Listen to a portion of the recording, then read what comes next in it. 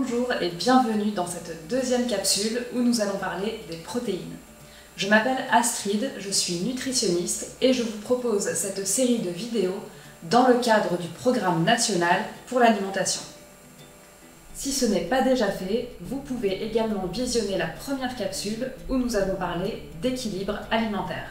Les dernières recommandations de santé publique indiquent que nous devrions diversifier nos sources de protéines. Et dans ce cadre, des menus végétariens sont proposés dans la restauration collective. Mais quand on dit végétarien, tout de suite une grande angoisse arrive, celle de la carence en protéines. Alors, qu'en est-il réellement? Si les enfants mangent des repas végétariens à la cantine, ne risquent-ils pas de manquer de protéines? Allez, je vous emmène, on va regarder cela tout de suite. Pour commencer, une protéine, qu'est-ce que c'est? Une protéine, c'est une sorte de collier de perles, chaque perle étant un acide aminé. Le corps humain comprend 20 acides aminés différents, et parmi ces 20, il y en a 9 que nous devons forcément trouver dans notre alimentation, car notre corps ne sait pas les fabriquer lui-même. Selon leur ordre et leur nombre dans la structure de ce collier de perles, la protéine aura différentes fonctions. Ainsi, certaines protéines servent à fabriquer nos muscles, tandis que d'autres sont des hormones ou encore des enzymes qui facilitent notre digestion. Lorsque l'on mange des aliments qui contiennent des protéines, la digestion sépare les acides aminés les uns des autres et notre corps les réassemble pour donner les structures protéiques dont on a besoin. Les protéines, où les trouve-t-on? Des protéines, il y en a dans les produits d'origine animale comme la viande, ça tout le monde le sait. Ce qu'on sait moins, c'est que des protéines, il y en a partout. Bon, pas dans le soda, c'est vrai, mais il y en a dans tous les aliments naturels et ça comprend les végétaux. Et parmi eux, il y a plusieurs familles d'aliments qui en contiennent beaucoup.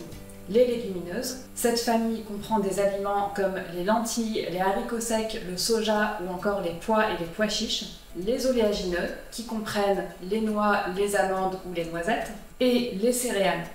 Je ne parle pas des céréales du petit déjeuner, mais bien de la famille des céréales, qui comprend le blé, le riz, l'orge, l'avoine ou encore des aliments qui demandent très peu d'eau comme le teff et le sorgho dont on a un peu moins l'habitude en France mais qui devraient arriver très bientôt. Alors, quand on prépare un repas végétarien, on inclut des sources de protéines végétales dans les recettes. De combien de protéines a-t-on besoin? Les besoins en protéines varient en fonction de l'âge et du poids de forme de chaque personne. Pour les enfants, il n'y a pas de consommation exacte à respecter, mais une fourchette optimale.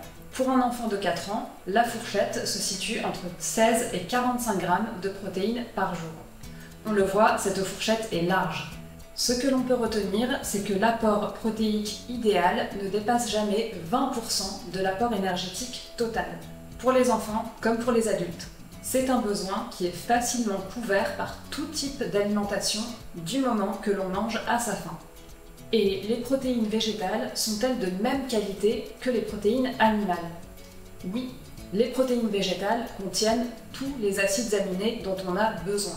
Les céréales contiennent toutefois bien moins de lysine, un des acides aminés essentiels, que les produits d'origine animale. Traduction, ça signifie que si on ne mangeait que des céréales, soit on manquerait de lysine, soit il faudrait manger une quantité astronomique de céréales pour couvrir nos besoins dans cet acide aminé. Mais ça, c'est de la théorie. Dans la vraie vie, on ne mange pas que des pâtes ou du riz. Ainsi, avec des repas végétariens classiques, c'est-à-dire qui comprennent plus qu'un seul aliment, on couvre parfaitement nos besoins en protéines et en acides aminés.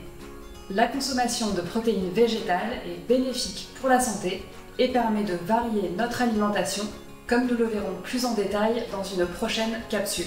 Et une source de protéines de qualité, c'est aussi un aliment qui permet de prendre soin de l'environnement, car on ne peut pas espérer être en bonne santé sur une planète qui se porte mal.